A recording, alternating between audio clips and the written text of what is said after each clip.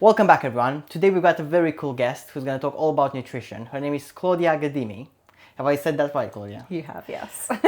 Claudia, that was a very short introduction on my end. Yeah. Because I have recently found out that I don't really give the best introductions, or at least I don't really hype the guest up so much. So I'm going to ask you a very specific question this time. If you were to introduce yourself to a stranger who's obviously never met you, what would you say to them? So I am Claudia. I am a nutrition coach, and that's kind of will typically perk someone's interest just because nutrition and wellness typically is a hot topic at the moment. And then I will go on to explain that a nutrition coach is someone who advises someone on their habits and creating sustainable, healthy habits for lasting change within their life. So that looks at what they're putting into their bodies and also, I guess, how they're using their bodies, if they're moving and things like that. Okay. Normally, this question, I ask it towards the end, but let's ask it now because it's going to frame the whole episode for the better, and maybe the answers you'll give will hopefully be with the message in mind. So, if people are watching this, what would you want them to take away from watching the rest of the episode? Oh, take away from watching the rest of the episode. I don't know I have a rough idea of what we're going to be talking about, but I would say if there's anything I can get people to take away from this, and any information and wisdom I can pass on to people, is that health prevention is better than treatment. So looking after the body that you have right now is going to be the best thing you can do for yourself in the long run of your life. And we can get further into that if you want, or that will just become apparent as we talk through everything. So you are looking for health prevention over treatment. Mm-hmm. One thing I'm really curious about is why did you go into nutrition, and how did you come up with this message of prevention over treatment? So what's the why behind all of this? So when was this now? 2 years ago?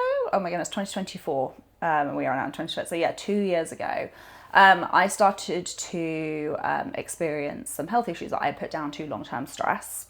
And if you are squeamish or grossed out by anything, please just fast forward a few seconds. But I basically started in my bowel movements, there was blood. And that suddenly completely freaked me out, as it probably would anyone. And I, at the time, was on strong anti-inflammatories for a rib injury, and they were like, you're borderline inflammation, which is what my test results came back from my stool samples. And they were like, so you've got to redo all the tests and you've also got to come off the anti-inflammatories. So I was like, I need to change something in my life. Again, at this point in my life, I thought it was down to stress, which I think, stress has an impact on chronic illnesses, which we'll get onto in a second. But I basically was like, I need to cut my alcohol consumption.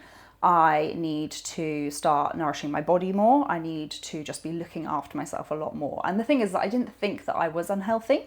That's the funny thing, is I didn't think I was unhealthy. I ate out a lot. I drank a lot. Not in a party sense. It's just drinking was a big part of my social life.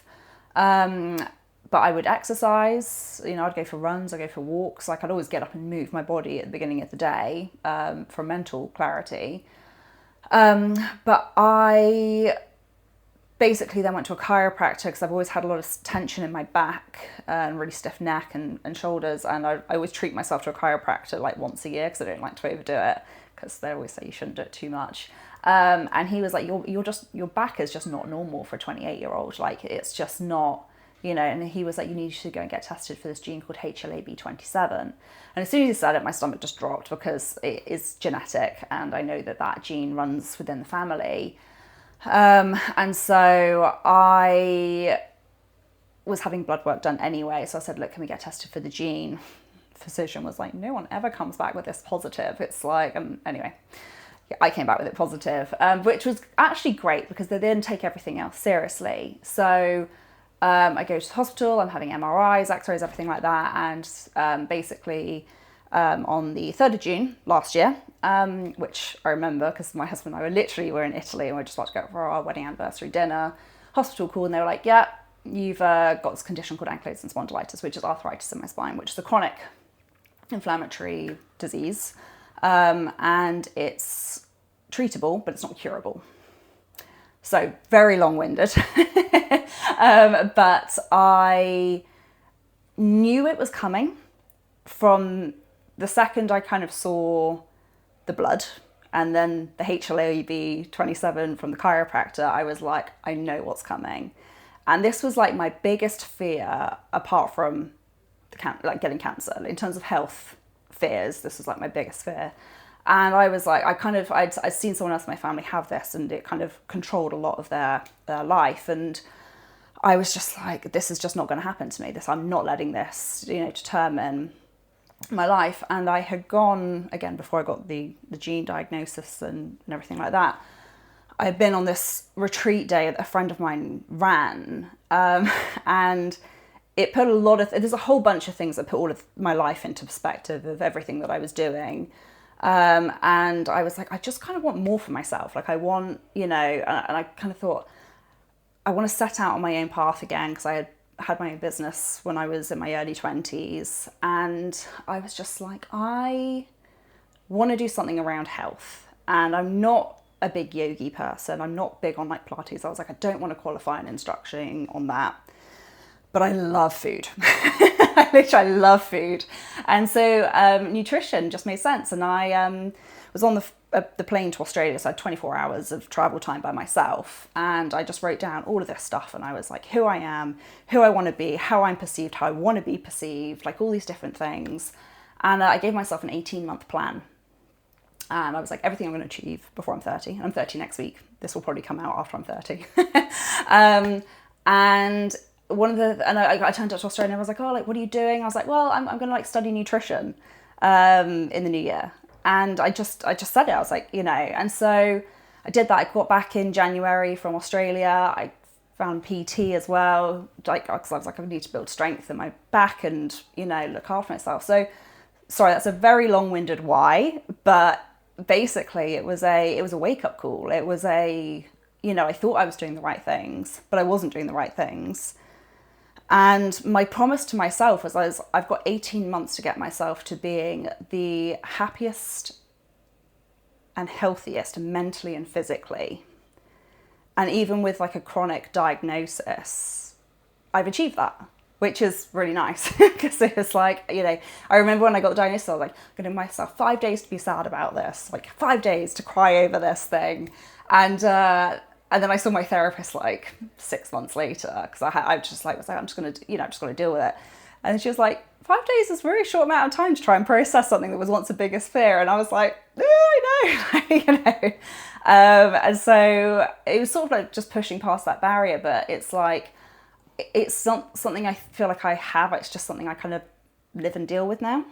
And I think that's when like answers allow you to react, but you can also prevent a retreat. So in the example, well, not in the example, in the story you've given me right now. Yeah, so that was really long. That's absolutely fine, no, because the longer the better, right? Because you go into details. So the story you've just given me right now has given me obviously the why behind prevention over treatment. Mm-hmm. And in your story, it seemed like you were having, say, for example, loads of alcohol in your life, and you weren't maybe the best version of yourself in terms of your health and your nutrition until that health scare happened. Yes. So it was because it happened that you then have started looking into all of this, and you came up with obviously prevention over treatment. Yeah. And you're trying to now help others with that as well. So I guess the question I have for you right now is, loads of people have similar stories where they don't really look too much after their health and well-being and their diets and their nutrition until something happens, like in the story you've given me. So why do you think that is? Because people always think it's not going to happen to them. I think it's, but we live in a world where cancer is 1 in 2 people now. When I was a kid, it was 1 in 5, I think, or 1 in 4, like half the population are going to get cancer. Not saying that that's a death sentence, but the treatment of that's not great. It doesn't look particularly fun. So it's in 40 years' time, because we have all of these vaccines and things like that, which can help wipe out lots of other illnesses and diseases predicted in the next 40 years, the biggest cause of illness is going to be diet and lifestyle related. That's what they're going to be able to pin it down to. So, which is, a real like double-edged sword when we're living in a world where we are constantly sitting, being on screens. Food is accessible in the sense of everything is packaged, it's not fresh, it's, we're not actually getting the right nutrients into our bodies. So it kind of makes sense that we have all this like incredible pharmaceutical medicine, but actually the best medicine is what we're putting into our bodies and how we're moving our bodies.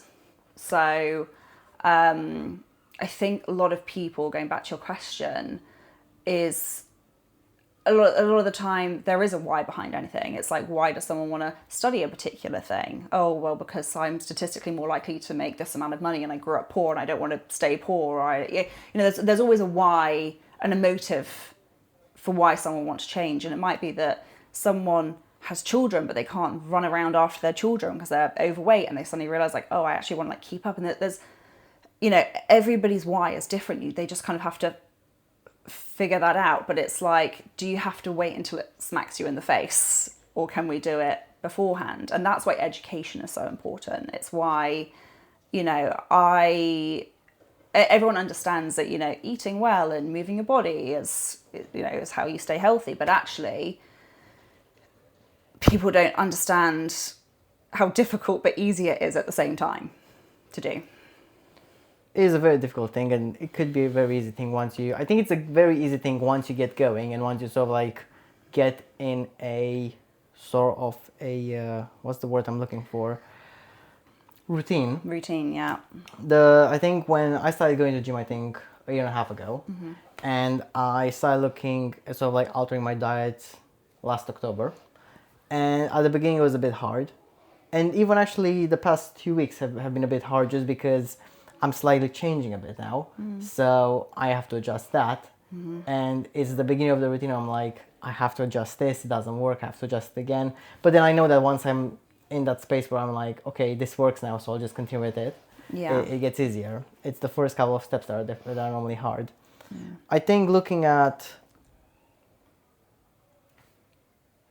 again, prevention over treatment and how you help people with that, to understand the message, because it's a very powerful message, and it's very true, right? Because you'd be better off moving, eating healthy, and exercising than putting that off until a health scare happens, and then you're like, oh, I need to start now. Do it when it's easier. You've wasted all that time. Yeah, but start when it's easier. Start before you have the health problem. Exactly. Because actually,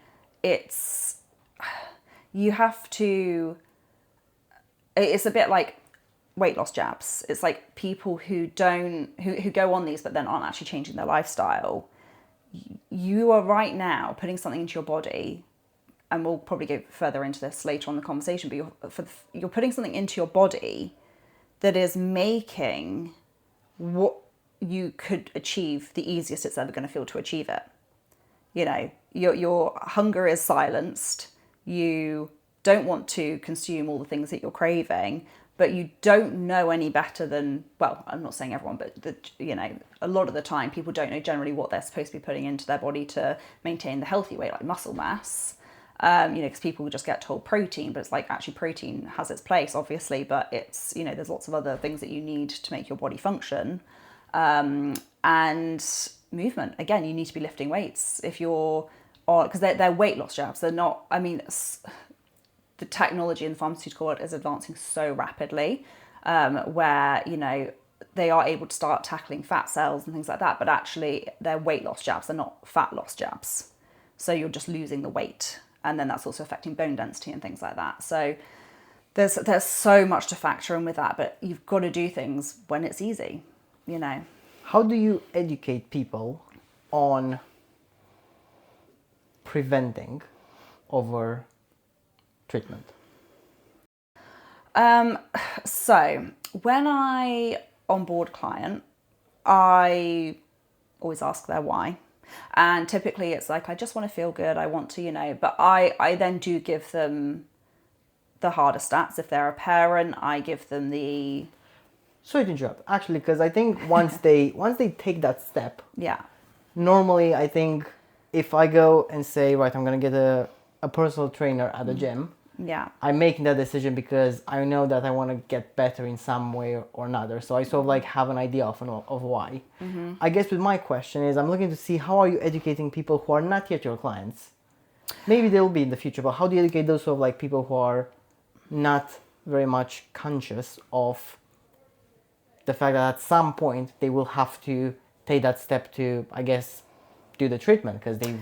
Yeah. So, part of the training that I have had is that you shouldn't onboard a client unless you think they're actually ready to do it, because they're going to frustrate me, and they're going to frustrate themselves, and they're not going to have the motivation.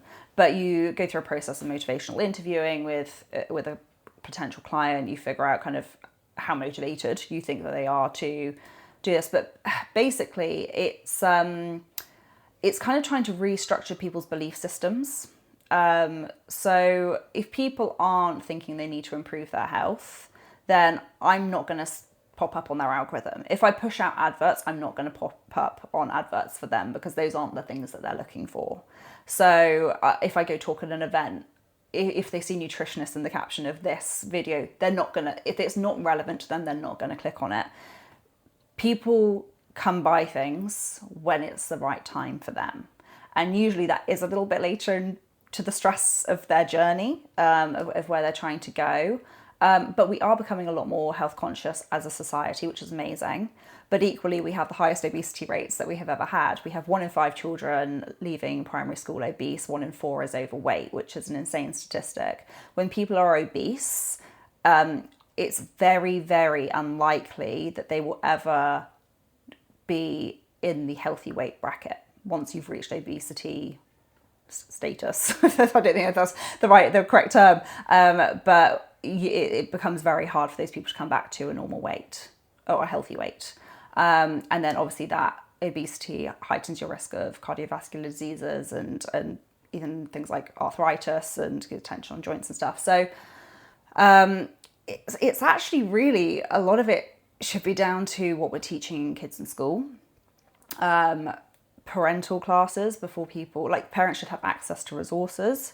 I am planning to put together a free resource for parents. Again, it might not hit the right audience, but at least it's something that's there on the web that parents can access of childhood nutrition, and how as a family you can incorporate it. I had a client who was a parent, and they did family meals before, but obviously I was helping them switch up their diet.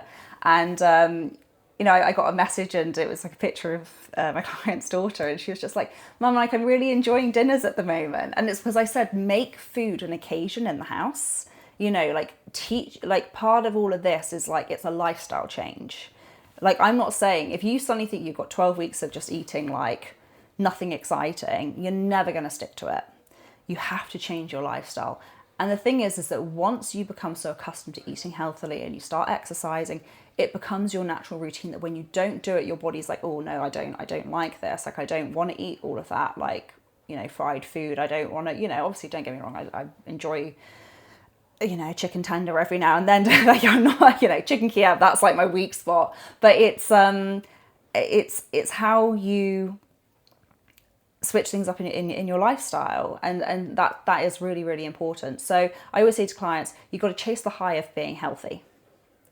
So you've got to switch things up. You've got to order slightly differently when you go out to eat, and you've got to see that food that you were a bit nah, I'm out for dinner, I'm going to treat myself, is still a treat, because it's still delicious, even delicious and nutritious, and it's got to be a thing that makes you feel good afterwards, and then you remember that feeling. So you've got to chase the feeling. So you've got to chase the high of being healthy. How do you, because I was going to ask this later on, but yeah, since you've brought it up now, which is great, chasing the high of being healthy. Yeah. How do you get someone to understand that? Because I didn't really think of it that way. I remember one day listening to a podcast with I think that was CEO Stephen Bartlett. Yeah. And I think it just so happened that back then he was pushing hard on Huel. And one of the things he mentioned in that one episode was that he was changing his lifestyle and he was changing his diet and he was trying to like eat healthier, and obviously he had the chef as well who was cooking for him probably. Of course, yeah. And obviously you have access to like a better quality sort of like food, right? And he explained how he sort of, again, what's the word for it? Maybe how he, one night he was feeling like he would want like KFC or something, so he went out and ordered something that's fast food. Yeah. And then he, as soon as he like started eating it, it made him feel bad, and was like, oh, I don't like this. And I was like, oh, okay, I would love to have that, right? Because it proves that the diet you've been on actually works, that you like eating the things that make you healthy. So I guess, how do you sort of say to someone or make someone understand this idea of the more you improve your diet and the things you put in your body, the better you will feel. And when you do end up probably eating something like KFC or something like that, you'll be like, I actually don't enjoy that anymore. Yeah, and the thing is, they might still enjoy a KFC every now and then, by the way. They might, and that's perfectly fine. I always say to clients, like, unless you give me a very strict time frame in which you want to, say the goal is weight loss, I will say you can have everything in moderation. If you give me 12 weeks to lose a stone, which I'm trying to work out right now if that's actually healthy with, the guidance, but you can have everything within moderation. But if you've got a very strict goal, the easiest thing to do is cut out the crap, because otherwise you're just gonna, you're not going to hit the goal that you have. But again, crash diets, it's not what I do, because that's not what I want to teach. It is about changing someone's lifestyle. It's giving people the education and getting them to a place where they have the autonomy to make the right decisions. So when I work with a client, I will always give them 3 tasks for the week. So we agree those together in the session. Every client will get a follow-up letter from the end of the session, which is their commitments to themselves for the week, and then my commitment to them. So whether it's a resource that I give to them, so if they're going on holiday, I will look up the hotel and I will find out what restaurants are on site, or I will look at what's around. If, I will look at activities, ways in which they can move their body, and send them a document of everything. And I say, this isn't to ruin your holiday. This is just to give you a thing of eliminating the panic of all the progress you've made when you're doing something that's going to be a bit more indulgent. Because people need to not be fearful. They need to be like, okay, I have options. Like I can go to the all-day buffet at my all-inclusive hotel and I can pick out foods that I know are actually going to make me feel really good. But I know that if I had gone there without this education, I would have probably just panicked and been like, oh, forget it, I'm on holiday. And obviously on holidays, you are going to indulge a bit more. And that's great, go on holiday and have fun, but you also don't want to come back from holiday feeling like you've just undone weeks of progress, because that's pointless. And you don't want to go and you will get to a point where you can go on holiday and overindulge, and you'll sit with your water weight for a week or two, and then you'll be back to normal once you've come home and you just put back into your own routine again. But yeah, so going back to the client, sorry, because that was a tangent, is that the 3 tasks for the client that they set for themselves, or we agree upon, is for them to feel those small highs and feel those small wins. So it might be like, okay, it's something as simple as you need to have a glass of water with every meal. Or I want you to go for a little walk before work, at lunchtime, and in the evening after your meal. I want you to reduce your caffeine intake. I want you to put carbohydrates with every meal, because you'd be amazed at how many people don't like carbohydrates. I want you to make sure that you have some fruit with this particular meal in the day. Okay, you are anemic, so we need to make sure that you are taking your iron supplement before bed, and that you're having a source of vitamin C, because that helps absorb iron into the body. But caffeine hinders it, so that's why you should take it at night. But a lot of people don't know these things. And within usually a week or 2 of having a client, they start to see these results of feeling better and feeling energized. And that's it, you're chasing the high of being healthy. So, but the thing is that people have to see it for themselves to believe it. Like, I can say things to people, but it's up to them if they're not a client. And even if they're a client, it's up to them to go away and do that, you know. And I have in my contract that I get clients to sign before they work with me. It's like, I can give you all the information, but you do still have to do the work. By talking about it, you're not going to lose your weight. You're not going to understand maintenance, and you're not going to gain weight, depending on what your goal is. You know, like, you do have to, you know, you're giving me the money to teach you all of these things. You don't let that be a wasted investment. And I like this idea of like chasing the high of being healthy. And I think it happened to me a couple of times when, so I'm not from the United Kingdom, right? Mm-hmm. And one of the shops you guys have here is obviously Greg's. Yes. I didn't really used to go into Greg's much. And I remember being on my placement, and everyone at work, not everyone, but a number of people would probably go and have, say for example, a sausage roll from Greg's. I was like, let me try it out once. And I was like, well, it's not bad.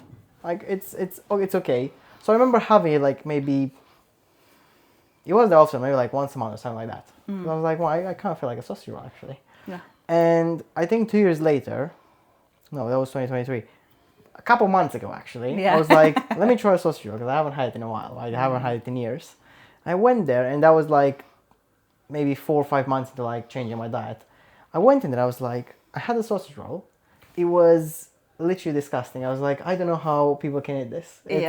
It's changed, like the taste I remember having after eating it, and the taste I had, its taste this year, I was like, it's not the same. It's definitely something that either they changed the recipe, which I doubt, or something's changed in me, which like, oh, that's great then. The last time I can't remember time frame wise. The last time I had a Greg's sausage roll. By the way, no disrespect to Greg's, it has its place in society. Of course it does. It's an English staple. But the last time I bit into a Greg's sausage roll, I was so grossed out by it. And the thing is though, is that a Greg's sausage roll used to be like my hangover food. I've not had a hangover in almost 2 years. Like September will be 2 years since I had a hangover. And I just bit into it and I thought, I literally put it in the bin. I just couldn't eat it.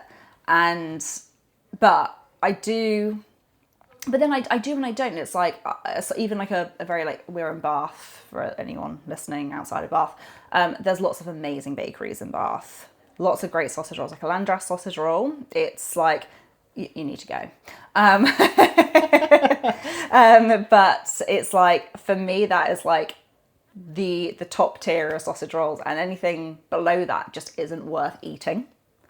If I go to a fancy place, I'll try their sausage roll occasionally if that's what I'm in the mood for. But I find myself craving less and less processed foods like that. I said chicken Kiev. It's garlic, it's chicken, it's a little bit of breadcrumb. For me, that's a sweet spot. But I always have that with like a whole grain salad.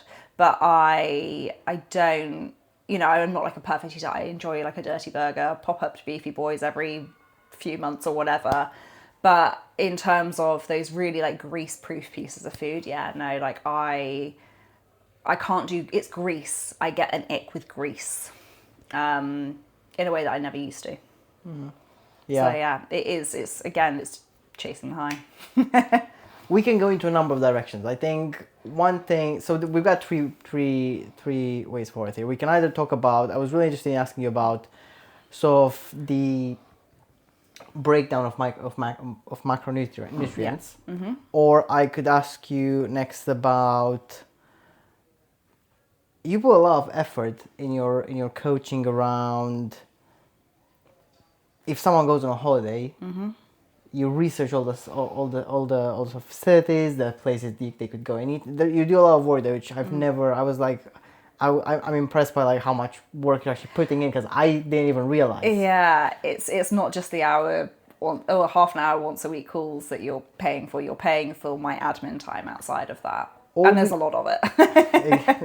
Yeah, or we can go into a quick thing, which is the difference between, because I remember telling you about, I used to be fat, and what did for me was I went to a nutritionist. That's the word sort of like translated from Romanian to English. Yeah. And she gave me a diet for like 2 weeks, and like literally the menu, and she would be like, right, come back every 2 weeks and we'll like adjust it. And so we can either go down the explanation of like what that means. macronutrients, the breakdown, or you telling us a bit more about the massive piece of work you're doing outside of your coaching, like with the client, like live session? I mean, I think it's really good for anyone who's listening to understand the difference between a nutritionist and a dietitian, and even a nutrition coach, because they're technically three different things. So, nutrition coach is what I do. So I coach people on basically what, I don't want to say what food is, but like basically what foods are good for you, what they're doing for your body, how you incorporate eating healthily into your life, and the lifestyle that you have and around it. So I'm kind of more of like a health coach, even though I'm not like I don't give people gym plans. That's not, I'm not trained in that. I wouldn't do that. I would tell people to go lift weights or go get their own, like, you know, or I could say go use these YouTube videos from these people and stuff. But then a nutritionist in the UK. So this will be slightly different from what you've just explained. But a nutritionist in the UK would have to work alongside a dietitian. So a nutritionist can work with people who have pre-existing health conditions to basically work through their diet and also give them, you know, a nutrition plan. And I'm sure lifestyle will come under that as well. But in terms of within the UK, a dietitian is the only person who can actually tell you exactly what you can eat. And if you have health conditions, so there's I can't remember what it all stands for, but there's a FODMAP diet, for example. This is the first thing that comes off the top of my head, where people can only eat certain amounts of certain foods, otherwise they get like, you know, IBS or flare-ups and things like that. It causes bloating, it can cause like hives and, you know, various different things. A dietitian will be able to say, well, across a week you can have this many grams of gluten, or like, you know, you can have, or there might be like 2 slices of bread or something. So they can be very meticulous about it, and they are the only people in the UK that can do that. So there is a difference between dietitian, nutritionist, and a nutrition coach. So I couldn't go and work with someone who has a pre-existing health condition that is very, very relevant to their diet, because it's out of my scope of practice. It would be probably illegal, but immoral for me to do so.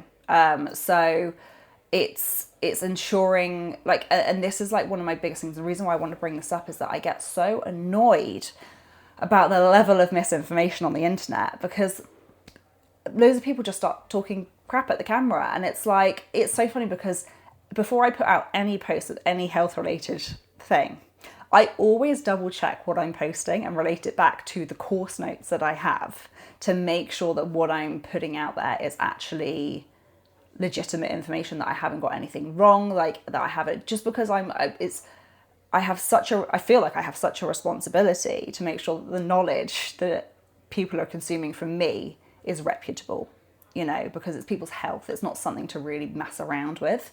But then you get people who go on the internet, and it's like, the other day I saw a viral post. It was like some guy being like, oh, if you like put a banana, like stop putting bananas in your smoothies, because I don't know why I'm doing the accent, but like stop putting banana in your smoothie because it stops the absorption of the vitamins from the berries. And I'm like, what? Like, where did that come from? Like, where did you get that information? Like, literally it came out of your butt. Like, it's like, no, like, absolutely not. And it's just, you know, there's so much crap on the internet, and that's like the biggest thing, is that people actually need to stop taking everything they see on Instagram and TikTok and probably even Facebook at face value, because there is so much health misinformation, and it is so overwhelming for people as well, because you think, oh great, I'm having a banana and berry smoothie, oh wait, no, I can't even have that anymore. Like, right, like, no, have it.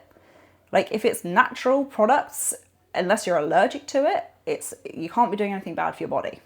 So, you know, yeah, the internet's it's a scary place, especially with AI and all that stuff coming out as well. But, you know, just make sure that if you are getting health information from somebody, that you're actually making sure they've got the right accreditations to be getting health information from. You know, as part of my commitment is that I have to spend a certain amount of hours every year upskilling myself in order to retain my qualification. So, yeah. I was thinking to myself while you were saying that while you were explaining the difference between a nutrition coach, which is what you are, Yeah. and a dietitian, Yeah. a dietitian who would be able to tell you this is the food you should have this week. Yeah. Whereas you can't do that. I can recommend. So I can give food plans. Okay. I can say this is what you should have for dinner. And so I can give people their calories. I can give people their macronutrient breakdowns. So their carbs, their fat, their protein breakdown based on their goals. But I can't say, I can't like give them, I couldn't say to them, you have to follow this plan. And also, most people don't follow a meal plan. And if you speak to like any nutrition or health coach, most of them will say like, it's actually not sustainable for people to follow. People think that what they want is a meal plan. But what they really want is to have something that is convenient. And they think that that's the answer, but it isn't. It's like no, let's figure out what you actually want to eat. Let's look at what your week looks like typically. And let's figure out how, when you go out for dinner, because you're actually never eating at home, so meal plan's pointless anyway. Let's look at like what, So, yeah, whereas a dietitian can say like, for your health and you've got this condition, you need to be eating this, this and this, and you need to have this many grams of this and that and the other. Very, very specific, very, very down. They are the only people in the UK that can give that advice. Interesting, that's cool. I think you said something very interesting there, which is people want the convenience, but then obviously they're not necessarily going to follow the plan. Yeah. Because things change. I am, on the other hand, I like it to be convenient, so I would like a plan. Yeah. I like the plan to be as easy as, I don't want to spend a lot of time cooking. Yeah. I don't want to do that. So if there's a combination between the two, I'll be able to follow the plan. Yeah. As an example, I should have like literally sent you this in advance, because I'm sat here thinking, I was like, I should have done this in advance, because that would have been great. Since October, I've had the same breakfast, the same lunch, Yeah. and the same dinner, I would say, Okay. for months now. Wow. Okay. So I've been like, Are you bored? look, I'll be honest. Am I bored? I think I'm okay. I think. Okay. Every now and again I'm like, oh, I kind of want something else. That's discipline. I mean, credit to you, that is discipline. I couldn't do that. I mean, I have certain meals that I eat on repeat, but they're often quite seasonal as well. So like I know in the summer I have like a particular salad that I will have like over and over again. But being able to eat the same thing for breakfast, lunch and dinner for months is that is a testament to your ability to do that. I mean, that takes strength. It is hardcore. I'll be honest. I think, for example, with my diet, I think I just want to make a point here. Because I'm going to the gym as well. I'm trying to build muscle, right? I'm trying to have a lot of protein. Yeah. And every now and again, when I talk with my mom, she's like, matter of fact, we called last night, right? And she was like, what are you eating? Well, I've boiled 6 eggs. And she was like, are you going to have all 6? That's my idea of hell. I hate eggs. I hate eggs. She was like, are you going to have all 6 eggs? I was like, yeah. It's like, that's not good for you. You should have like 2. Like, why is it you be careful, because if you have too much protein, you'll develop this health thing, and it's not pretty. I was like,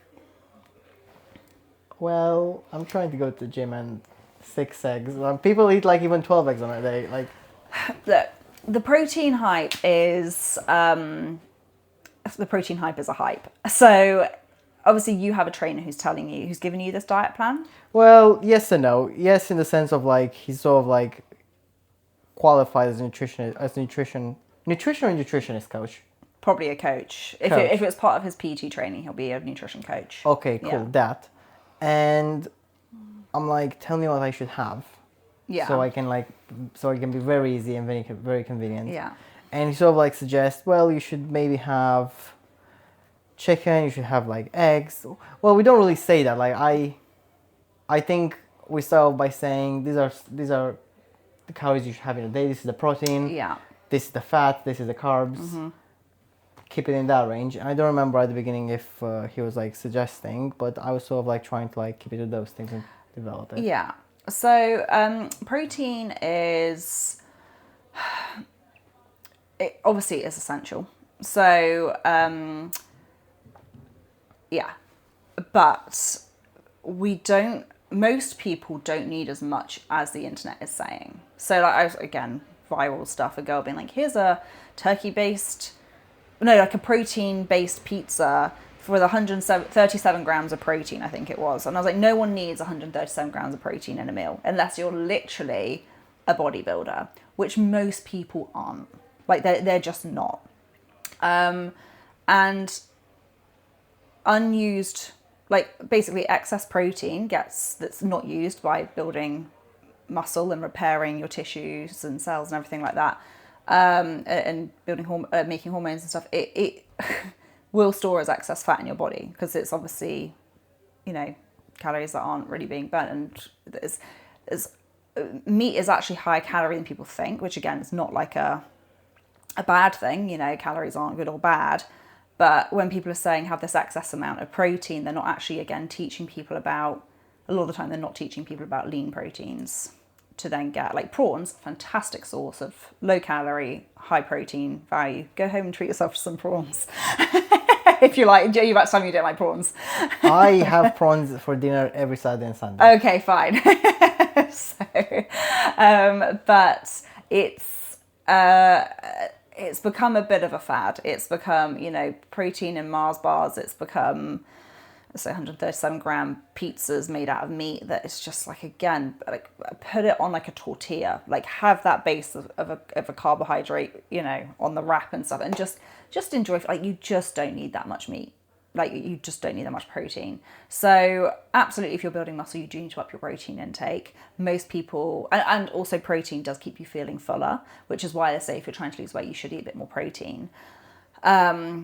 But if you're trying to lose weight but you're not moving your body, which again, a lot of people do, they just try to be in a calorie deficit. Again, you're just kind of potentially shooting yourself in the foot. And again, it's all based on everyone's goals. Like, just this whole thing of everyone eat more protein, is not actually a helpful message, because again, everyone's bodies respond to food in a different way. I mean, at the end of the day, most people, if you eat, clean, I say in hyphenated brackets for anyone who's listening and not watching, if you're eating clean foods, your body should feel good.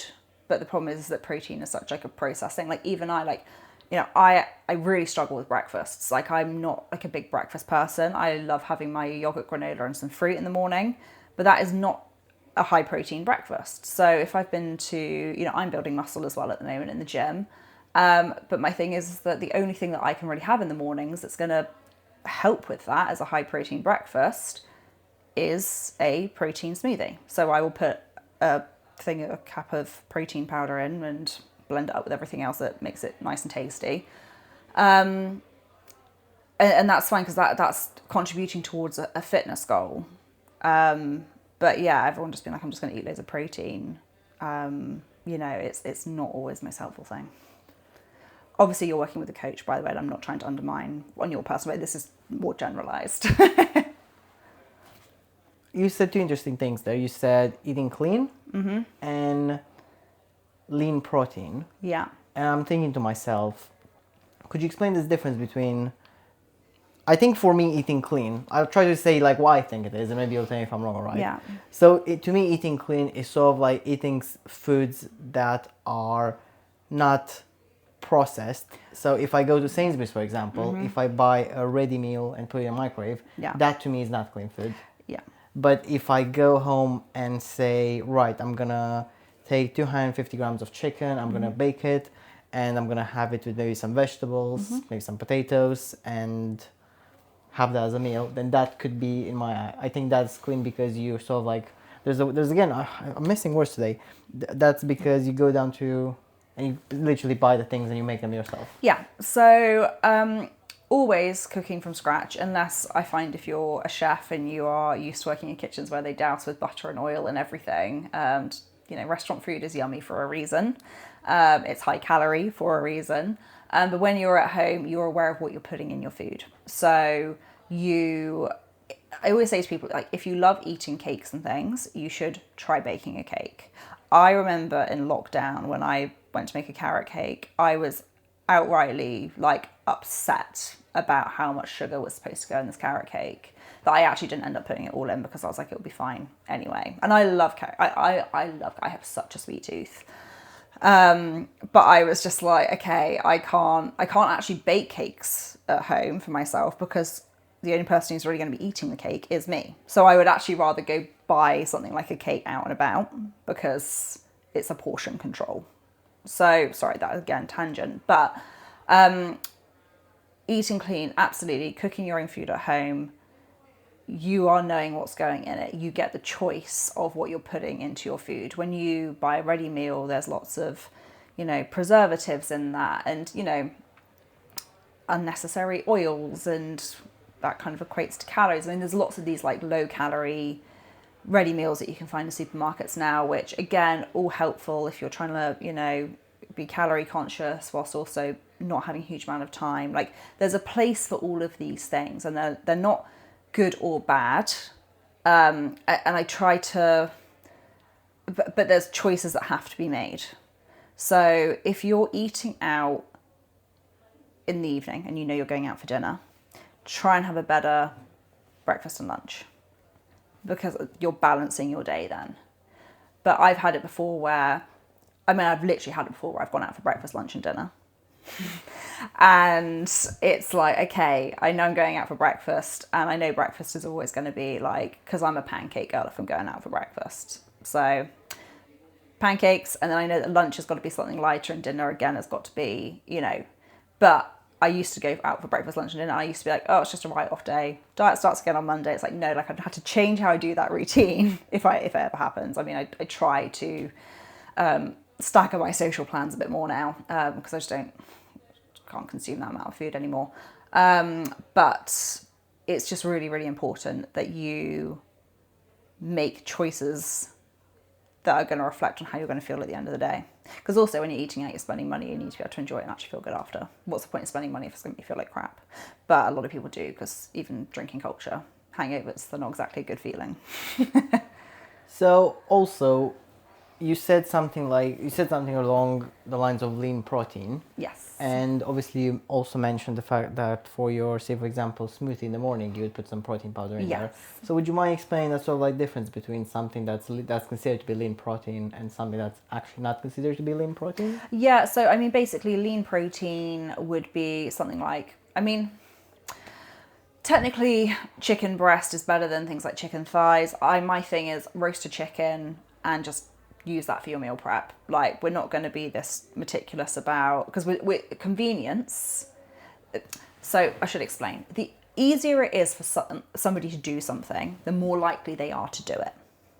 So that is literally the psychology behind everything that most people do. Is the easier something is, the more likely they are to do it. Obviously some people, a certain demographic of people love a challenge, but if you're trying to eat healthy, roasted chicken at the beginning of the week and then divvy that up and don't even think about, oh, well, it's got chicken thighs and legs and then actually the breast meat's the lean part of the chicken.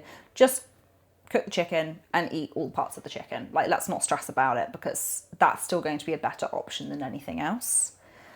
But things like pork, very fatty meat. So if you're trying to lose weight, you do not want to be consuming like very fatty meats. Lamb, very fatty, high calorie meat. Delicious, but very high calorie, very fatty. Which I actually didn't realize how high calorie lamb was. So I don't count calories. I lost over a stone last year and I didn't count any calories apart from if I was eating something I don't usually eat. And then I would just basically look it up on an app that I have. And then I'm like, I can then be mindful about the decisions I make around that food. So I also think, again, if you're looking at a lifestyle change or losing weight, that's also a really good way to be able to do it if you're building these better habits and you don't want to count, because counting calories is actually really tedious. Like, if you're weighing everything out, it takes so long. I don't have that time in the day to do that, So, but yeah, lean meats, it's basically you just got to think how fatty is something versus how non-fatty is something, in the simplified way of putting it. So the more fat, the less lean. Yeah, because the less fat, the more lean. Yeah. So think of like salmon is a fatty fish. It's very high in omega-3, great, very essential for brain function. But prawns don't have that fantastic oil in them, but they're a much leaner source of protein. So it's, yeah. I understand. Great thing you brought up the calorie counting. Yeah. I used to like look at people who calorie count as like, you're boring, like why would you even do this to yourself? Like, so, and then I got into the gym and I was like, shit, I'm gonna do this as well now. Yeah. And since October I've been doing it, right? Yeah. And I can't really imagine how I would do it without it. Sometimes I am forced, because if I go, say for example, if I go back home to Romania, Yeah. I'll be like, well, there's no way I can actually count all of this. Like literally, I can't. Yeah. Like, I'm sorry, I just can't. Yeah. But most of the time I'm here. Yeah. So I'm thinking to myself, how can I? Because I've gotten used to it, for example. So Yeah. it hasn't been that tedious. At the beginning it was maybe a bit, but now it's sort of like become part of the routine, the habit. So I'm like, it's just something I'll remember to do. And I would like to like sort of like be in a place where I'm like, I don't have to count, but I don't know how to incorporate that when it comes to. So for example, I was bulking for a couple of months. Now I'm cutting, right? And I'm like, how do I know that I've hit the limit in terms of calories, and that maybe I haven't had too much carbohydrates, and that I've hit the protein? So how would I like sort of like ballpark that? By the way, if a client came to me and they said, I want to be counting calories, that's fine. But also counting calories doesn't work for a lot of people. So very quickly with clients, I will get them to send me pictures of their food. And then I can say, you need to add this to your plate, or you need to remove that from your plate, or you need to swap this out for this, you know. And I worked with a client doing that. She counted calories for less than a week, and she said to me, this isn't working. I can't do this. And I was like, that's fine. We'll scrap that. Let's go back to sending photos. She lost 6 pounds in 6 weeks, which is a very healthy amount of weight to be losing, £1 a week. So again, it's that thing of working with someone and going through. So in your situation, if counting calories works for you, then absolutely fine. Is it sustainable forever? Probably not. Probably not. So my advice would be to just start realizing what the portions are of everything that you're serving yourself. So if you know, like, so for example, I know that I take a third of, so I actually use cups to measure things, which is very American, because I have a third cup that lives in my rice pot, and I know a third of a cup is going to be my preferred rice portion. And I don't need to weigh anything, but it's just a really easy scooping thing. It's just done. I know that I can eat as much vegetables. You don't need, anyone who counts salad and vegetables, like, just don't bother. It's all essential micronutrients, your vitamins, minerals, like, you need all of that. Just don't count it. Count fruit, because it's carbohydrates. Things like strawberries, eat as many as you want. They're so low calorie, it just doesn't matter. And again, good vitamin C, you need a daily source of vitamin C in your diet. But in terms of your carbohydrates, your fats and your protein, if you are wanting to count calories, then fine, count your calories on that. But long term, you just sort of have to, when you've been doing it for so long, there's got to be a part of yourself where you can trust yourself. Because you then need to be able to say, okay, I know what a portion of this food should look like on this plate. But does the idea of that scare you? It's like, I don't think it would scare me. I think you're right in the sense of, I think after doing it for a long time, you start to like see, right, I've had, I don't know, 2 burgers today, and I've had this for breakfast. I'm like, oh, okay, I'm still okay for like today. yeah. If I couldn't count, I think what would necessarily scare me, I think I like to be like very specific with, like, right, what's the number for, like, if I know I can't have more than, I don't know, say for example 250 carbs, right? What's the number? Like, where am I at? Yeah. And I didn't used to be like that. No. And that's not sustaining. That's not a sustainable habit. So, which is why I don't want clients that work with me to rely on calorie counting as a form of, you know, weight loss, but again, whatever the goal is, I don't want them to sit on that. I mean, most people come to me because they want to lose weight. That, that is the way, or fat loss, because it's not weight loss, because you don't want to lose muscle. But it's again, the trusting yourself and the process. It's like people who lose weight on very rapid diets, which typically people will count calories and they'll really under the calories, and then it's not sustainable. As soon as they can go back onto maintenance, their maintenance goes over, and then they haven't actually built these habits of trusting themselves. So it's having the autonomy. So again, big part of doing something. So your self-belief, your self-efficacy is what your belief system is in order for you to achieve a goal that you carry out. And you've got to get people, I have got to get people into the mindset of getting them to a place where they believe that they can make the right choices when I'm not there, when I'm not telling them what to do. So I will spend a certain period of time with somebody, and the whole idea is that when I'm done with that client, they can go off into the world and they have a new lifestyle. They haven't just lost weight, they've changed the way that they're living. So for you, I would say that you probably, it's something that I don't want to undermine what work you're doing with your coach. Forget about that. Okay. I want to hear this. No. But it needs to get to a point where you start trusting what you're doing. But you right now have a very specific goal, right? Which is building muscle, I think you said. Yeah. So I would just say that you should just understand and know that, an egg, or is it 2 eggs, has 8 grams of protein. And, obviously, sorry, I don't eat eggs. I don't. it's not the stat that's on the top of my head. But, you might get 8 grams of protein from your eggs in the morning or whatever it is. And just know that you're hitting that protein goal. So being educated on those things. So whilst you're actually measuring everything out, looking at what you're obtaining from that logging, and then that becomes knowledge. Because right now you just got data and a thing, you're just looking at numbers. But you need to be looking at the individual breakdown. And then you can be like, cool, I know that salmon fillet's going to be 270 calories from Sainsbury's. I think it's 273 on a packet of 2. You're one fillet, and you just start learning those numbers. And then it's like, okay, so I've had that, I've had my rice, I've had that, and okay, that dinner probably came out at 650 calories. And it's a rough thing. But again, people need to understand that a tablespoon of olive oil has like 86 calories in. That was a hard pill to swallow. I used to get really upset with my husband when we started living, prior to him being my husband, but he just cooked with so much oil, and I used to get really upset with him. When I found out how much calories, I was like, no wonder I've put on a stone since I started living with you. Like, look at how you're cooking. But it's, all these things that no one thinks about.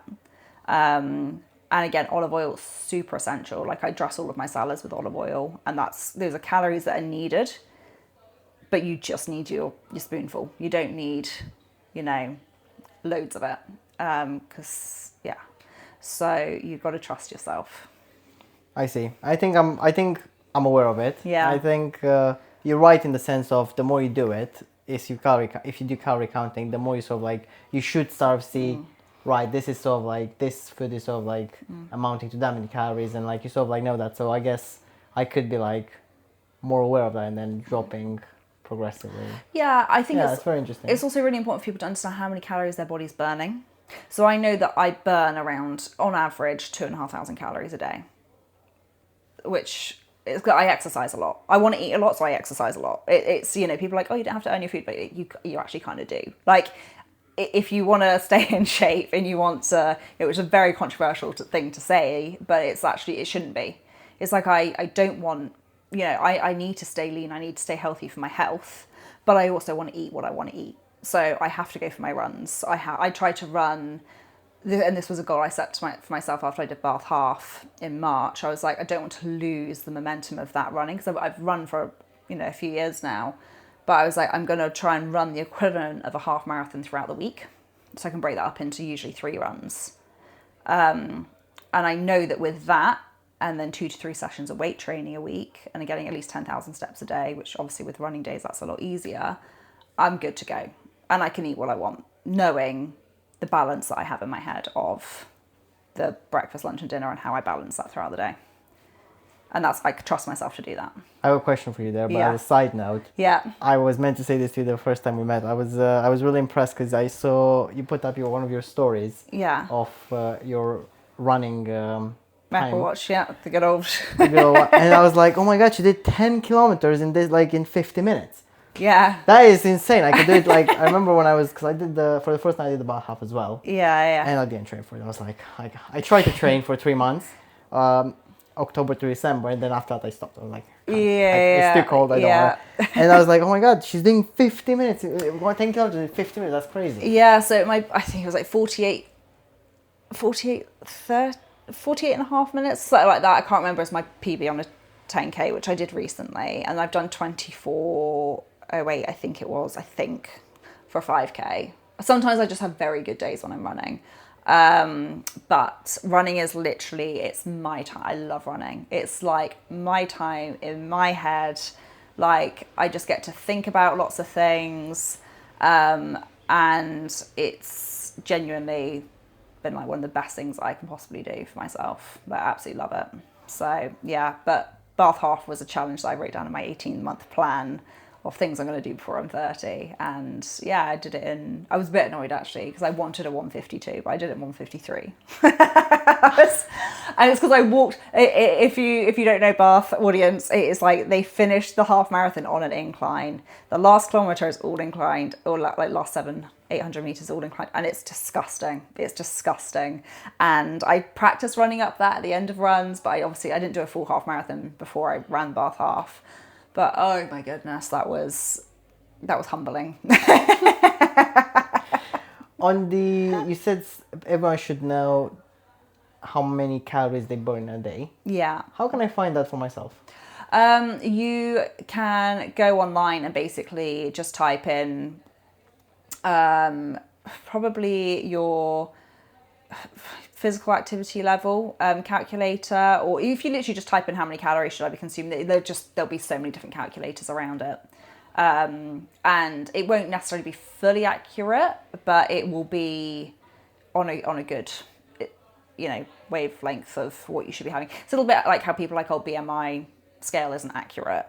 For the average person, BMI calculators are pretty accurate. Obviously, if you're an athlete, you are outside of that. If you are someone who does train and build a lot of muscle in the gym, fine, it might not work for you because you might have a heavy amount of muscle in your body. But for the average person, a BMI calculator works in the same way that these kind of calorie calculators work. And then typically these calculators might break down your macros, which is your proteins, fats, and carbohydrates. Carbohydrates should be your 50% of your daily intake. Again, this is for a standard person. If you are building muscle, you will need to up certain protein. So protein should be about 15 to 20% of your, am I getting that right? I think so. Hope so. 15 to 20%. And then healthy fats should be 30% of your diet, which again, everyone's like, oh, fats. But it's like, no, like you're just thinking, when people say fat, people think like trans fats, which should never make up more than 2% of your diet. And even then try to avoid them where possible. But occasionally you might want a chicken Kiev. So 50% carbs. Yeah. 15 to 20% protein. Yeah. And then 30 to 35 depending on your protein. Yeah. So great breakdown.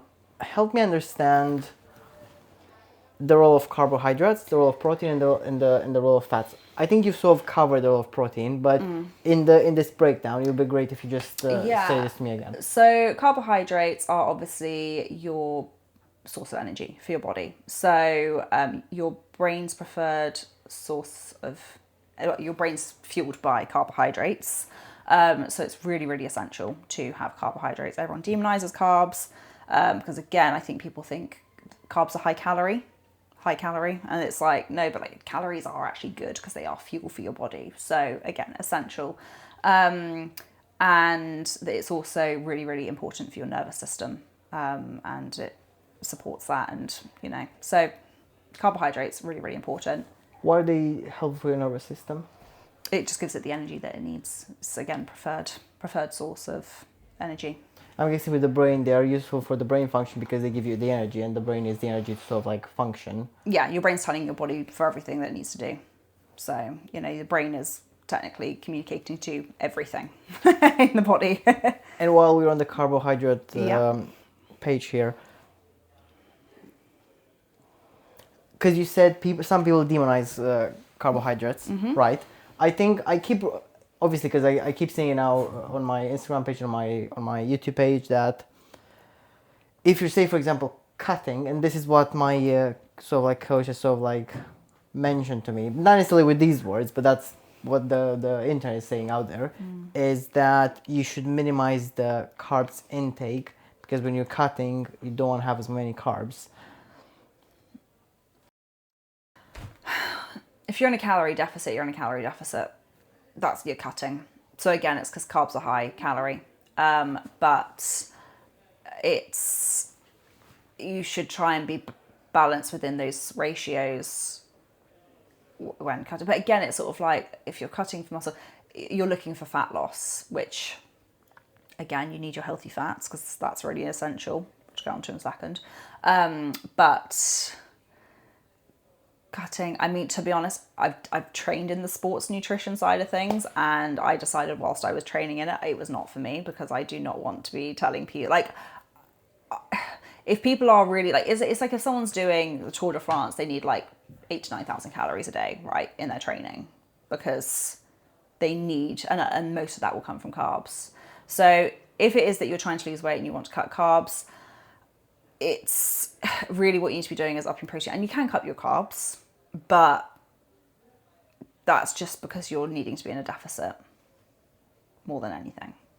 So what you're saying to me is that if you are in a calorie deficit and say you have, for example, a high amount of carbs, but you've hit your protein level, you're still in a calorie deficit, it's not the worst thing ever. What, cutting carbs? Yeah. Having a high, so say for example in a day, if you've got a high amount of carbs, but you've hit your protein level, you've hit, say for example, you're in a good place with your fats, and you're still in a deficit for a day, even though you have a high amount of carbs.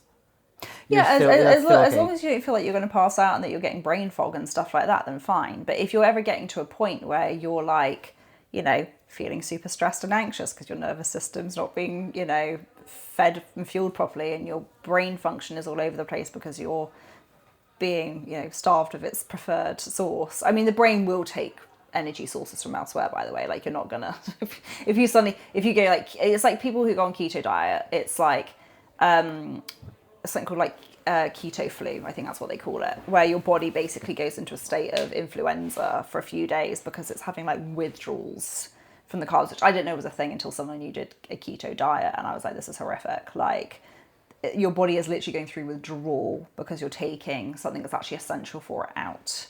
And people lose a lot of weight on keto diets, but they lose a lot of weight because they're taking out a higher calorie bit of food. So of course that's going to be the process. But if you do keto diet and then you start going back in to your normal diet, you're probably going to put the weight back on again quite quickly because you haven't learned how to manage your meals with carbohydrates in. So basically you're in a calorie deficit, and the thing that your trainer is telling you to do is reduce carbs. You just need to make sure that the carbs that you're eating are kind of going to sustain you. So whole grain versions of things, so like brown rice, wholemeal bread, sweet potatoes instead of white potatoes, which technically are higher calorie, but the energy will come out a little bit slower, which will keep you going longer.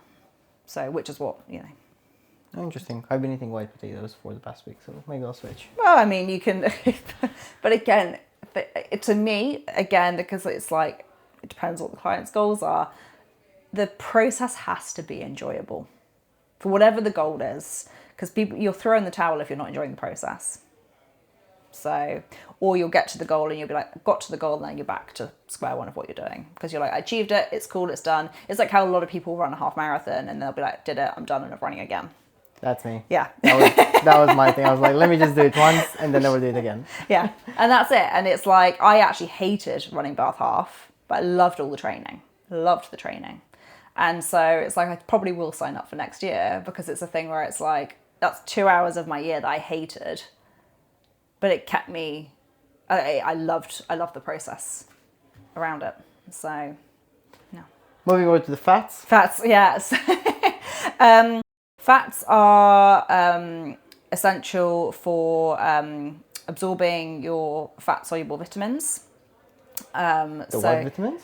Fats. So you've got water-soluble vitamins and fat-soluble vitamins. So things like vitamin C and your B vitamins, so which there's the B vitamin family, they don't store in your body. So you have to have daily intakes of vitamin C and your B vitamins. The rest of your vitamins, like D, E, K, I'm forgetting everything off the top of my head now. It's that thing under pressure. But they are stored within the fat in the body. So fat needs, you need the fats to basically keep those in the body for you, and they push them out. What's healthy fat versus fats that are considered to be not healthy? Yeah, so you have got your saturated fats, which are your unhealthy fats. So they are known to be contributors to LDL, which is bad cholesterol. And that will come under things like too much red meat. By the way, red meat is not bad. Like, red meat gets a lot of speculation about, carnivore diet. I mean, don't even get me started on carnivore diets, but it's, but too much, red meat, things like butter, coconut oil. So saturated fats are typically solid at room temperature. That's kind of, it is just like a simple process of how you can identify them. Whereas unsaturated fats, so that's like your olive oils, avocado oil and things like that, they typically are liquid at room temperature. And those are your healthy fats. So those are just really essential for body function, hormones, things like that. So if I have 200 grams of lean 5% fat minced beef. Yeah, you're fine. Yeah, no, you're fine. I mean, again, high cholesterol, it can affect slim people.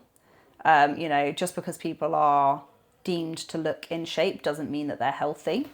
Visceral fat, which is when fat is wrapped around organs, that can affect slim people as well. There's kind of a term people call like skinny fat, where it's like people who are skinny but have really bad diets, like the fat just sort of wraps around, which is, it's like the worst kind of fat you can have in your body is visceral fat. But that can be from slim people just not really eating a lot. They eat a lot of the wrong unhealthy things, and they don't move. So that can be a recipe for disaster. And then obviously that comes into effect as well if you're also overweight or obese. So yeah, you need your healthy fats. That's also not to say you shouldn't be having things like butter. Again, it's if you have too much of those things. So yeah, have your steak with a little bit of butter on. Just don't have it every single night forever. No matter what the carnivore diets online tell you. You mentioned visceral fat, which is the worst step you can have, you said. Yeah. You mentioned saturated fats. So sorry, visceral fats, you don't consume visceral fat. So visceral fat is like fat stored in your body that's wrapped around your organs. So you kind of have like body fat, which is what people typically, don't know why I did that. You have body fat that people will, I guess is like obvious. So it's fat that people see, I guess. It's, I guess, the skin that you can like, so like, is that what you mean? Like, yeah. So like if someone's overweight and you can see the fat on them. Okay. Sorry, I don't know why that feels like controversial, but you know what I mean. But yeah. Visceral fat is like, you wouldn't know that it was there. So it's like, it's wrapped around the organs. And that's the result of your diet? Yes. Good, okay. And you mentioned saturated fats are not good for you. They're not... No, so saturated fats, if you overconsume, are not good for you. Okay. So, because it can heighten your cholesterol levels. So, yeah, your LDL, I think I got that right way. Yeah, LDL, high cholesterol. Sorry, this is me being in my fact check brain of like, am I giving any misinformation? I get really paranoid. That's good. And did you mention trans fats? Yeah, so trans fats. So that's again things like your deep fried foods. It can be in things like your Greggs sausage roll. And it's basically the process of deep frying things typically, or they're putting something into the oil, which basically creates trans fat, which is bad for your body, and 2% at a maximum of someone's intake of their diet. So best to be avoided if possible. But occasionally you might fancy a chicken goujon. So or if you do, maybe a Greggs sausage roll every now and then. Is there anything you would like to say on protein, or do you think like you've said everything you No, I would just say be very mindful of the marketing campaign around protein, and what brands are selling you. But you should be wary of that across all health supplements, diets, everything like that. Because products are products. They are marketed. They prey upon insecurities, and that's there's a lot of noise around protein. So just basically eat what you need. A gram per kilogram of body weight is an ideal for men and women. If you're weight training, depending on how far you're weight training, because again, it's the spectrum of weight training. You might need 1.5 grams per kilogram body weight, or you might need 2. The absolute bare minimum, women need 0.75 grams per kilogram of body weight, and men need the 1 gram per kilogram of body weight. So, but most people are over-consuming the amount of protein that they need in terms of from the baseline. I mean, for example, going back to my sort of like journey, I used to be, so I think at 14, 15, I used to be 160 centimeters. Mm-hmm. So that would be like 5'2", I think, because you guys work in feet. Yeah. So that. And I used to be 78, I believe, 78 kilograms. Okay. And I was like, oh my, I knew I was fat. Like, sometimes I pull out my phone, I see pictures of myself, I'm like, my God, I was fat. And I went for, I think, 3, 4, 5 months. I don't remember the exact amount of time I went with a dietitian or a nutritionist. I went from 78 to 64. Yeah. The lowest I've been before going with the coach in October, or maybe before starting the gym, the lowest I've ever been was 59. And that was like maybe a year and a half ago. Mm. And now I'm up to 78. No, 78, oh my God, no. 68. Yeah. 68. And that's, I used to be 69 when I was bulking, about 3 weeks ago. And now I'm like down to 68. Yeah. And where am I going this? I think I'm going to, where am I going this? I was making a point of this. And for example, I have around 100 and today I've had, by the end of today, I will have had 190 grams of protein. Oh, geez, okay. Which is like, Jesus, indeed. Geez, that is a lot. That's a lot. But if you feel, are you getting enough fibre? I will have to open up my fitness pal. Because you need at least 30 grams of fibre minimum a day. Because if you're eating that much protein, you just need to make sure that everything is digesting as it should. So also the thing about protein is that it is the thing that you burn, has the highest burn rate in digestion. So the calories that you're burning to digest it, it's a lot higher than protein and fat. So I think it's like anywhere between 20 and 40% of the calorie intake from protein you burn just digesting it. But yeah, fibre just will make sure that you're moving things along. That's interesting. I'll look it up. Yeah. So. Okay. So as we're wrapping up, I guess another question I had is, since I lost the weight and just before going to the gym or having a coach in October, one thing I would always I would try to be mindful of is I'm not the type of guy who goes out a lot and eats fast food. But even then, I'll be like, ooh, like I don't feel good having this. Like sometimes I do love a KFC. Side note, the KFC in this city, or maybe in this country actually, it's not the best. But the KFC in Romania, I think I've never seen anything that good. Anyways, I do love, just like you have your chicken Kiev. Yeah. I sometimes like, oh, I do fancy a burger or a KFC. The fried chicken tenders. Yeah. Those are my weak spot. And I do feel like, oh, I shouldn't really have this, but like, maybe like once in a while it's not gonna affect me. I think it's If been you like, yeah. can't trust yourself to have a meal that contains a burger or chicken tender, then that's a bigger problem. Okay. Because if you don't want to eat it because you just don't want to eat it, then fine. If you're craving it all the time, that's also a problem. But if you're having a thing, and fine, there are obviously some people, if you're like coming down from obesity and you're trying to lose a significant amount of weight because you need to, you know, and you know you can't put your toe in the water of that particular lifestyle of eating fast food again for a while, then obviously that's a different issue, because there's a lot of other health concerns going on there that you're trying to get yourself out of. You're in good shape, Luca. If you want to go and have a burger, trust yourself to go and eat a burger, and trust yourself that you're going to go home and eat whatever you're going to have for breakfast, lunch and dinner, because you've got that routine. But if you want to go out with your friends and have a burger, go out and have a burger, because life is boring if you're not enjoying it. And that's why when you say like I've been like having the same food like over and over, and I'm just like, I mean, kudos to you. Like, it wouldn't work for me. Like my whole social life is around, well, it's not completely, but like a lot of my social life is around food. Like I think food is something to be shared and enjoyed with other people. And I was not a foodie as like a teenager. I was, you know, it was only going in like into my 20s. It was my husband made me really enjoy and appreciate food, which is kind of, you know, they always say that you find like the person that you want to like settle down with and you just eat everything. But it's like, but it was a thing where like I got to experience like food that I hadn't ever experienced before. You know, it's Middle Eastern culture and that, you know, I'm Ghadimi now. I used to be May. But food suddenly was an exciting thing, and I had someone I wanted to sit and enjoy food with. And I never had that before. And then as I got older, it's like meeting up with friends. You're not going to their houses anymore because, you know, you are adults and you meet somewhere in the middle, and you have to be able to enjoy life.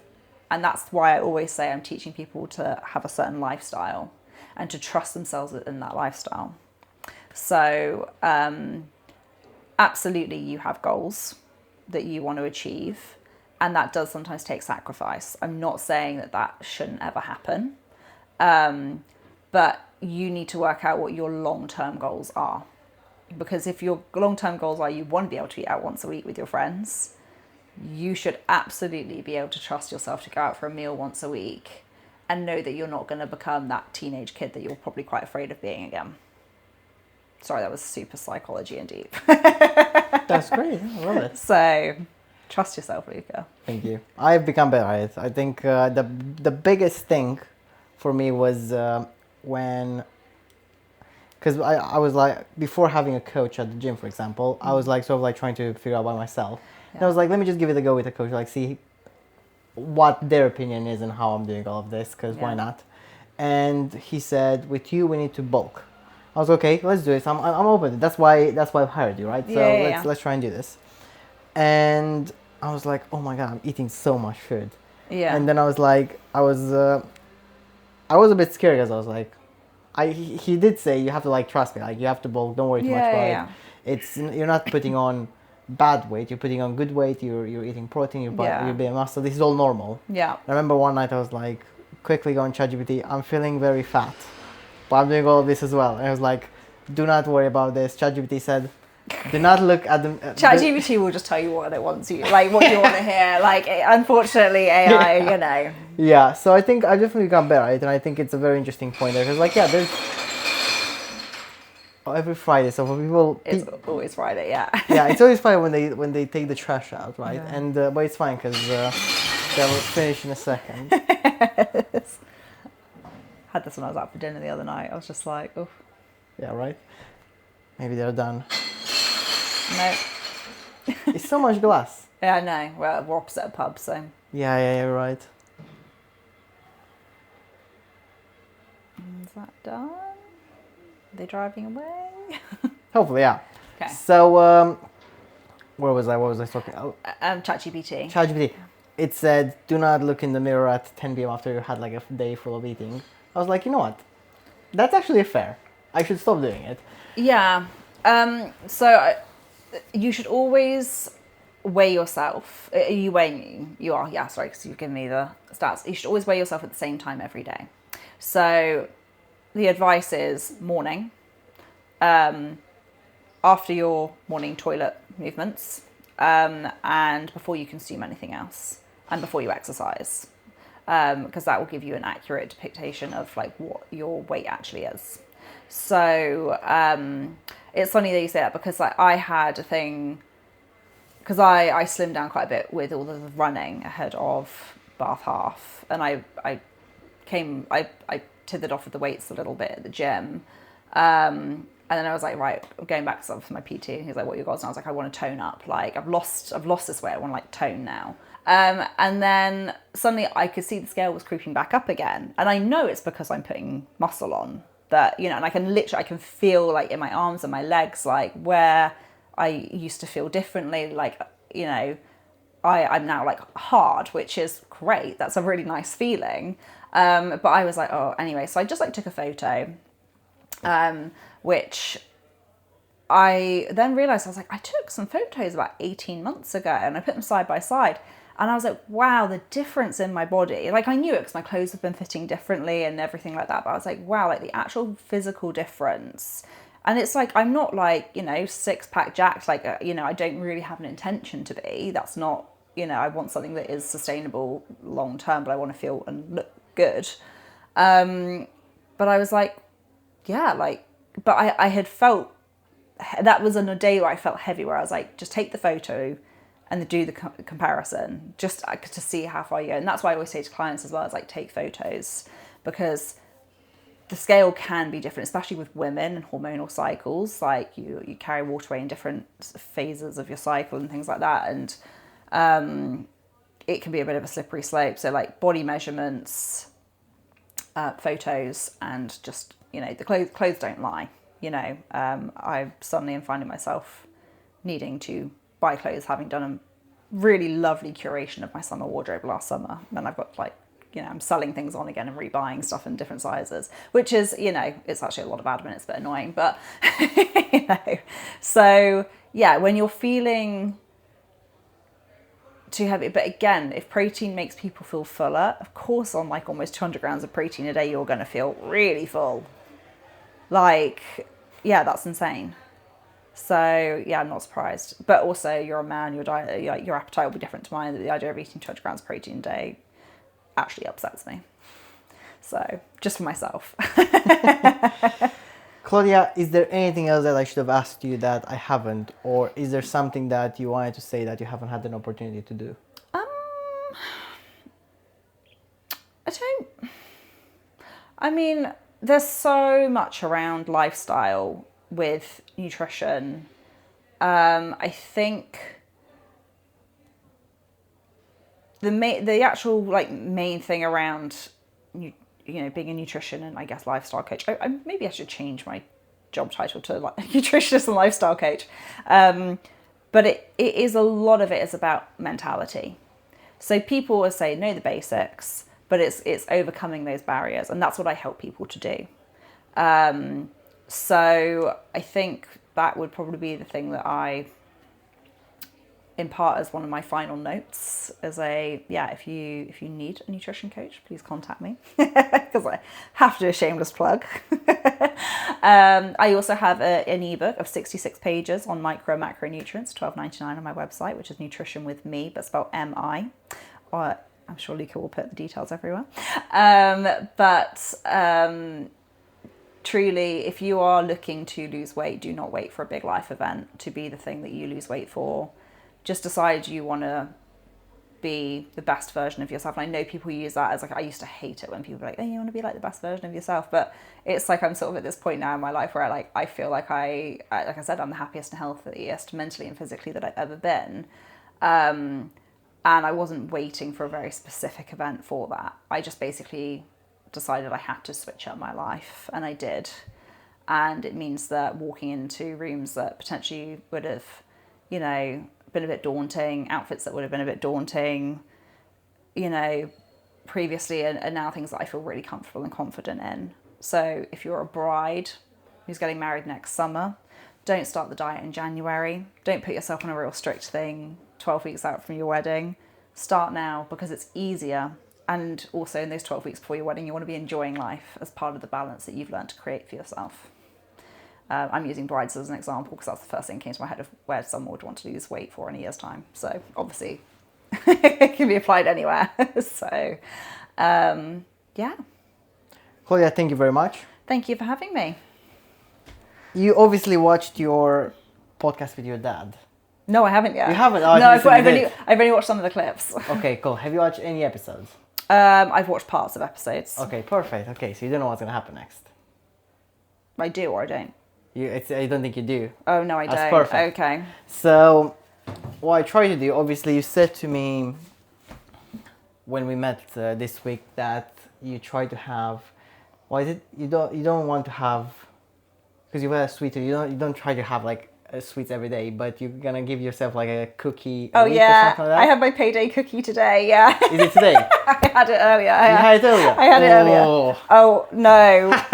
So I do this with everyone. Oh. So I have something for you here, and there's a story behind this. It's a chocolate bar. I'll have to tell you. Oh, it's a chocolate bar. It's fine. It's not. Do I need to give context for payday cookie really quickly? Oh, go for it. Okay, so guys, when I cut down my alcohol consumption, so I stopped drinking solidly for 6 weeks, and then I only drank at special occasions for quite a while after that. I now can enjoy glasses of wine in moderation, but because I wasn't drinking alcohol, my sugar cravings were still really high, and that translated into eating cookies. And Bath has loads of amazing bakeries, as I mentioned earlier, and I was buying cookies like every other day. Yeah, and so I basically now restrict myself to one indulgent cookie a month on payday. I do enjoy treats throughout the month because I work for it. Nice. There's a story behind the bar. Okay. And when I was a kid, I used to be like, right, I'll have a chocolate bar and I'll take the first couple of bites and I'll be like, this chocolate bar has not got enough chocolate. Oh. Fast forward to high school, one of my friends, she came up to me one day and she was like, Luca, have you ever had this chocolate bar? I was like, no. She gives me the chocolate bar and on the first bite, it had so much chocolate. And I was like, this is unbelievable. So since that day in high school, this has been my favorite chocolate bar.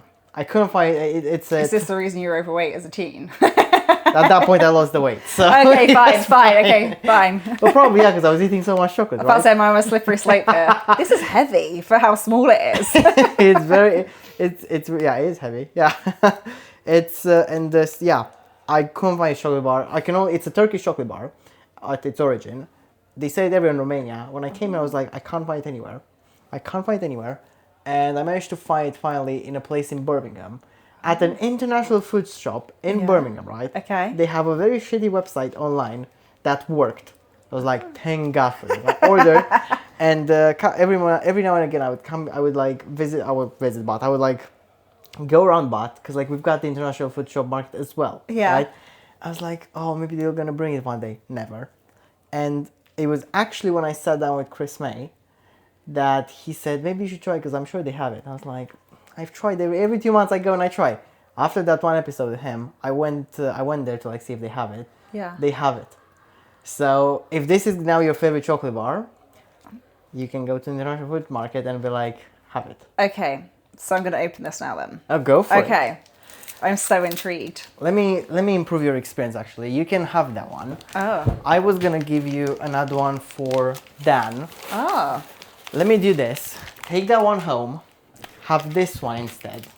Because this one is a bit more solid. That one has had to basically stay in the warmth of my room. And that means it might be like a bit squishy. So put that one in the fridge, but have this one because this one is freshly bought. Okay, I'm going to take a bite of this now because I feel like you've gone through such an effort for this, which is very kind of you. Thank you. Is the dark chocolate. I just need to make sure this doesn't get on my white jeans. Oh yeah, no, you have to be really careful there.